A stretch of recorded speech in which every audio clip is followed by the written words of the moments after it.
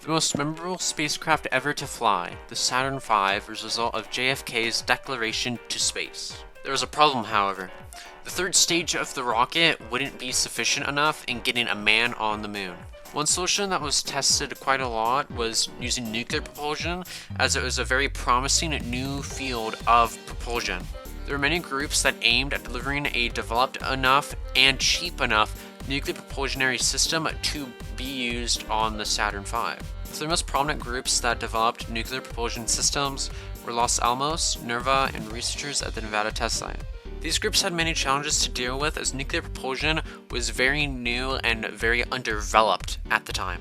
One of the researchers at Los Alamos, Haskell Scheinberg, developed improved fuel that would make fuel a lot easier and cheaper to make.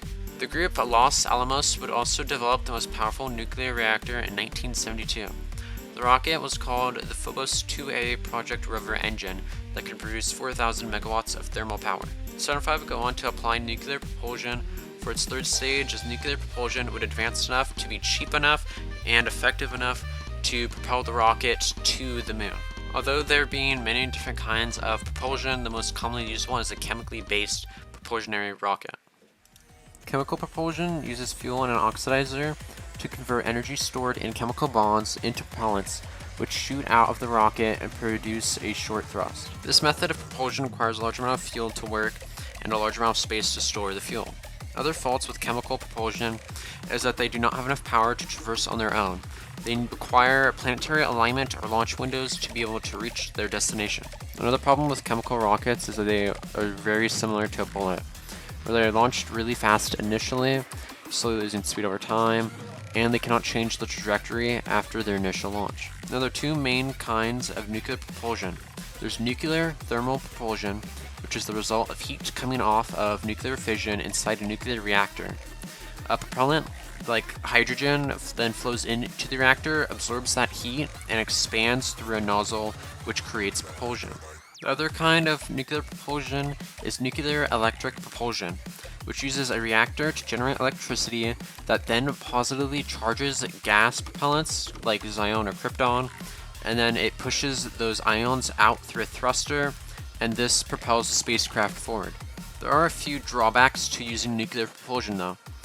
As of 2018, a fully nuclear-based propulsionary system is not initially powerful enough to be able to propel itself out of Earth's atmosphere.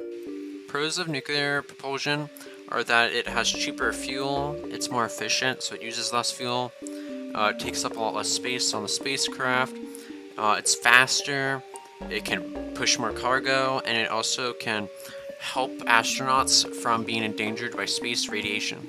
Despite nuclear propulsion having cheaper fuel than chemical propulsion, it is generally more expensive to use nuclear propulsion, as it's a lot more difficult and more expensive to maintain and develop the system. Nuclear propulsion is also a lot more controversial to use than many other types of propulsionary systems.